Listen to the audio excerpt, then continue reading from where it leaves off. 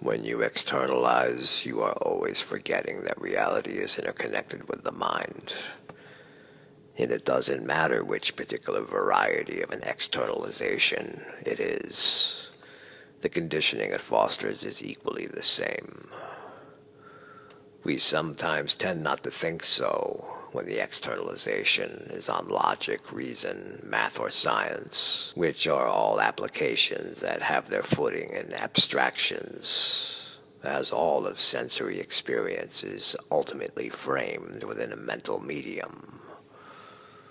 Yet we think that somehow intellectual structure ensures sensory information is mind independent, and is actually so, and that this proves it as such.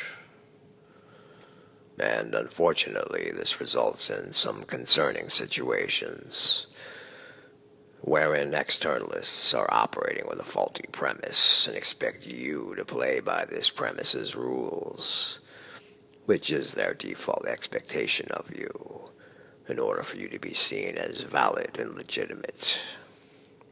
You are expected to meet a standard, despite knowing they are profoundly deluded, wherein you have those that are going to ignore the truth and instead choose to assume a conditional truth. Is that the kind of detective we want on the case? Is this a formula that will provide one with the most accurate knowledge about reality? Do we choose to assume a truth over being aware of the actual truth? Okay, so let's talk a little bit about an irony in Western philosophy, which demonstrates that when an existential explorer begins to employ reliance on abstractions to investigate, hypothesize, and formulate explanations about reality, this utilization itself, cultivating a habit of substituting conditional principles for pure principles, which encourages an overall bias for the inquirer to look past awareness as the fundamental truth, relegating it to minimal importance, all the while as it acts as the contextual basis for any assertions, an irony in itself. He does so, supposedly, in the best interest of the truth. Huh? Yeah. It might sound confusing and counterproductive because it is confusing and counterproductive. As, ironically again, the thinking process necessarily produces a tangled web of overcomplication by the function of its very design. This is what is referred to when it is said that high intellectual capacity can become a handicap. Not to say that it has no beneficial purposes, but in terms of advanced practical applicability, it is of limited utility. Definitely not an all-encompassing tool by any means, and, quite often, actually serving more as an existential damper. And what's ironic, even yet again, is that the proponents of intellectual instrumentation actually think they are being more realistic and concrete about reality through its service, when in fact quite the opposite is true. How is it that one can achieve more tangibility by constructing theory and abstractions? Reality isn't a concept. Reality isn't a symbol. Reality isn't an existential tool. Reality is what gives context to concepts, symbols, and existential tools. A truth that seems to have been conveniently forgotten, or willfully circumvented, as the case may be.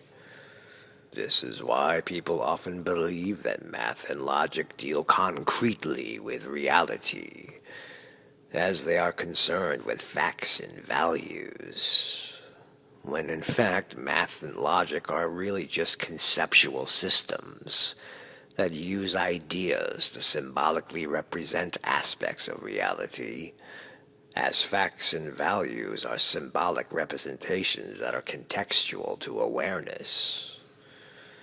People want it to be the other way around, as is the case with the faith-based fantasy of objectivity. That is, the wish that awareness could be contextual to absolute facts and values that exist all by themselves out in the universe, which then set the conditions that give rise to awareness. A type of thinking that is the basis of religious ideology. It's an evasive mindset and goes way far out of its way to convolute in an attempt to superimpose over the truth of awareness. This is why people forget these tools are just forms of language that serve to symbolize facets of reality. But the tools of language and symbols are not the reality itself. This is the limitation of mathematics, which would have you believe that facts and values are like tangible objects, which really means mind independent, simply because they are represented in the mind by symbols that correspond with each other in a relational exercise. But this is a way of trying to impose mental slavery. In philosophy, when someone tries to push a supposedly externally existing fact or value, it's really just a stealthy way of asserting that reality is independent of the mind, without actually saying that. Facts and value are inventory, so therefore contextual. Hence, it is absurd to entertain a faith-based belief that reality equates to the images of sensory perception, when reality is clearly the awareness of this sensory data. To declare reality as perceived information is just a spoken abstraction, nothing more. It doesn't deal with the truth of what is, only with what seems to be. And what seems to be is not the reality. Hence the externalization conditioning. This is the kind of syndrome that develops and becomes pervasive as the result of one becoming too overly attached to structure and order.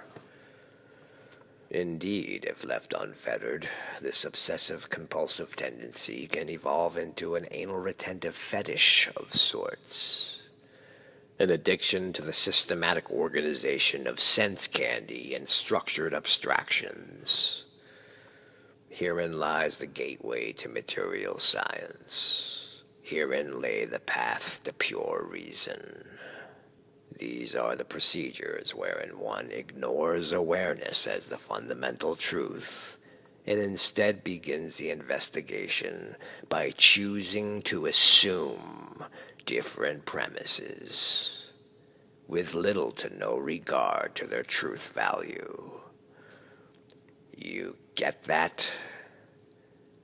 They are choosing to assume. This tendency could be more accurately described as a religious practice than a scientific method, as the hallmark of theological commission is to assume a truth as a fact without a necessary prerequisite of support from existential validation. This type of approach produces conclusions contrary to what is self-evident. And never mind all the investments into the abstract imaginings of God and mythology. Despite a lack of evidence, we can find plenty of the same thing in the secular fields of epistemological philosophy, science, math, and logic. This is how an experiential agent could possibly conclude that there is truth in objectivity, despite subjectivity being the only frame of reference available. This is how one would conclude a truth in determinism, despite all experiential evidence conveying a function of free will. This is how one can conclude that there is a solid external world of objects existing, despite there only being a configuration of an awareness of incorporeal sensory information. These conclusions are really only suppositions at best, and are, in fact, faith-based in their construction, as they are based in abstractions and not on the ontic, that is, what is actually there. We get tripped up over what is considered factual or real, or what is actually there, because we think reality is the face value of sense perceptions, as opposed to that which is aware of the face value of sense perceptions. See how that happens? We get stuck on the projected symbolic representations over the raw truth, because we are overlooking the looking and concentrating only on the visualizations of imagination. The main reason why we don't even know they are just products of the imagination. And this gets further compounded when, in an attempt to get to the fundamental truth of these appearances, we start looking deeper into the layers of the appearances.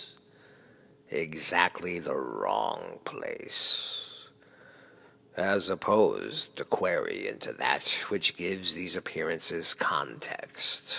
And if you follow that line of external inquiry far enough, it will also eventually lead to the same truth of awareness, but it will take 4 times the duration, and will only be an intellectual concept, and not a facet in the mind of awareness. This brings us back to lucidity, and how a clarity of mind can only be developed by being mindful of awareness itself, and learning the elements of praxis inherent in its composition. This is what brings about the awareness of awareness, and reveals the illusory nature of mental constructs. But what about the physical constructs? There are no physical constructs. This is a blatant lie. So-called physical constructs are yet even more mental constructs. The seeming difference only being a matter of varying textures of the exact same thing. As much as it is similarly the case with most of dualistic phenomena. Hot and cold, pain and pleasure, positive and negative, all merely different degrees of the same thing, of which the truth is neither. And you can play intellectual games and say that it's all negative with just varying degrees of more or less negative, or that it's all positive with varying degrees of more or less positive, if this makes you feel any better.